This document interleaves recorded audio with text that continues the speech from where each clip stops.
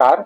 आज हम बात करेंगे कि अजरबैजान के बाकू में 11 दिन चली जलवायु वार्ता COP29 के आखिर क्या नतीजे निकले और इससे क्या आउटकम निकल कर आ रहा है, कैसे इससे जनता को फायदा होगा, कैसे गरीब और विकासशील देशों को फायदा होगा।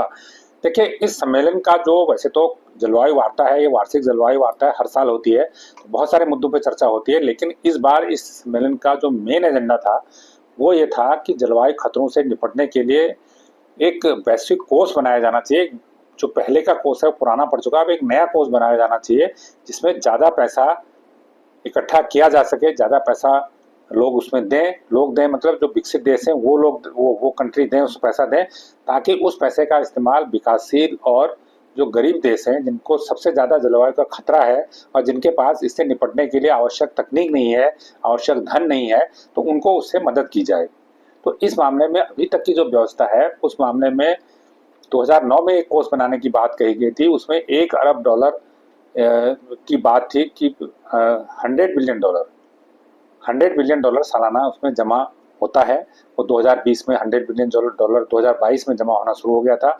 तो अभी जो है $100 अरब का दान आता है, मदद आती है। उस $100 अरब को फिर दूसरे देशों को दिया जाता है, जो छोटे देश हैं, गरीब देश हैं, विकासशील देश हैं, उनको जलवायु खतरों से निपटने के लिए योजना बनाने के लिए दिया जाता है। लेकिन अभी हमारे पास जो बजट है दुनिया के पास, जो एक कोष है, जलवायु कोष है, उसके पास $100 अरब सालाना ही है। तो इसको लेके अभी आई कि ये जो $100 अरब की राशि तय की गई थी, ये 2009 में तय की गई थी।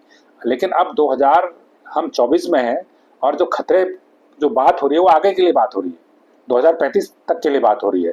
तो ये हुआ कि उसमें 2035 के लिए कितना पैसा चाहिए देशों को, तो उसके जो आकलन थे उन आकलन के हिसाब से कम 1 ट्रिलियन डॉलर, $1 खरब की जरूरत है हर साल, ताकि गरीब और विकासशील देशों से उसे मदद दी जा सके, वो जलवायु खतरों का मुकाबला कर सकें, जो जलवायु खतरों के दुष्प्रभाव हैं उसकी भरपाई कर सकें, मुआवजा दे सकें, और जो अपने जो क्लाइमेट जो अपना तंत्र है, जो वो तंत्र है उसको ऐसा बना लें कि उस पर तूफानों का, आंधी का, ज़्यादा बारिश का, सूखे का कोई असर न पड़े।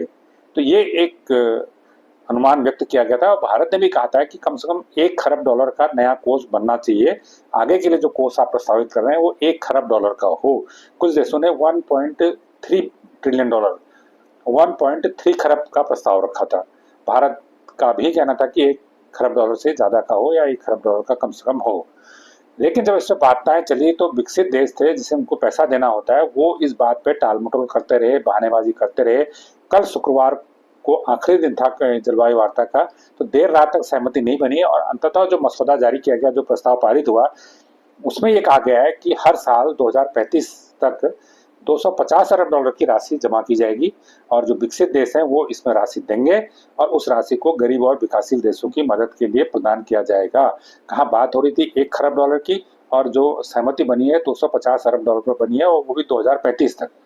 जब आज की जरूरत का आकलन $1 खरब का है तो 2035 तक जो जमा होगा पैसा, तो $250 अरब से क्या होगा, ये तो बहुत कम है। तो इस पर जो जलवायु विशेषज्ञ हैं उनका कहना है कि ये राशि बहुत कम है और विकसित देशों को ज़्यादा आना चाहिए।